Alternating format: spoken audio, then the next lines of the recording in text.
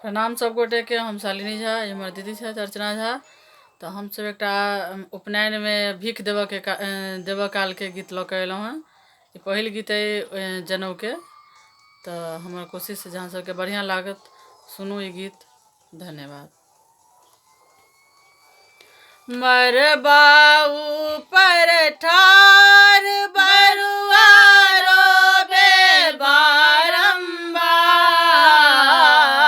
मरबा ऊपर ठार बरुआ रोबे बारंबार। दिया यो बाबा पियर जनउआ मोर। दिया यो बाबा पियर जनउआ मोर। कांच बांस कटाए बबुआ मरबा ठाठब तोर। कांच बांस कटाए बबुआ मरबा ठाठब तोर।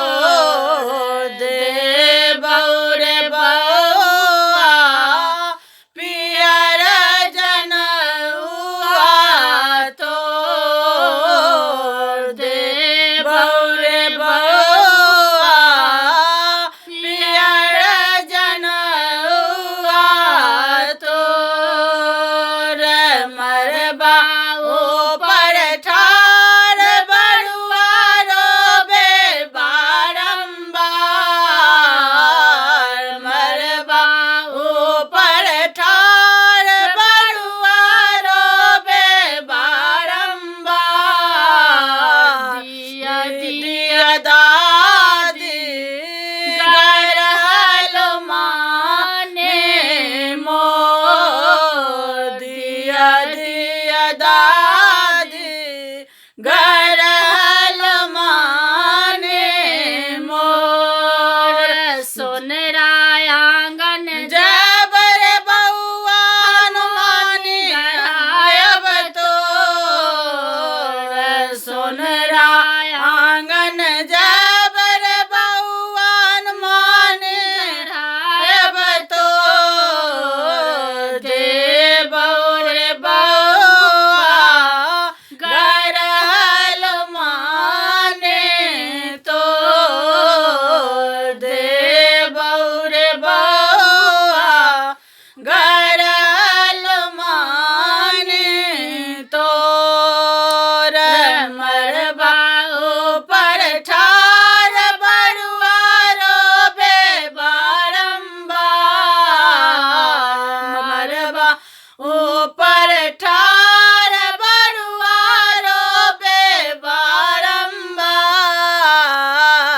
दिया यो पापा पियर जनउआ मार। दिया यो पापा पियर जनउआ मार। कांच बांस कटाए बबुआ मरबा ठाठब तोर।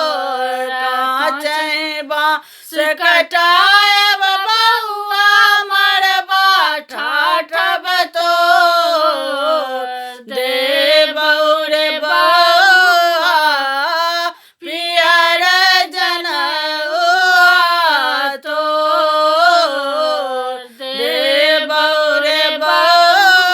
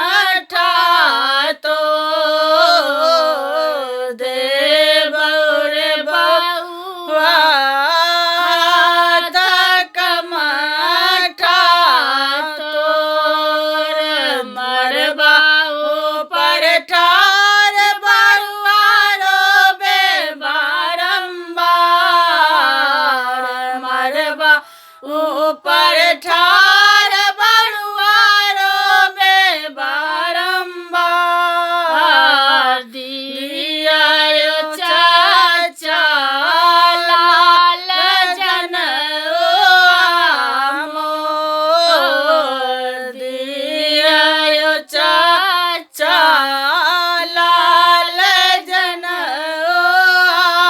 मोर। धन्यवाद। जय मिथिला, जय मैथिली।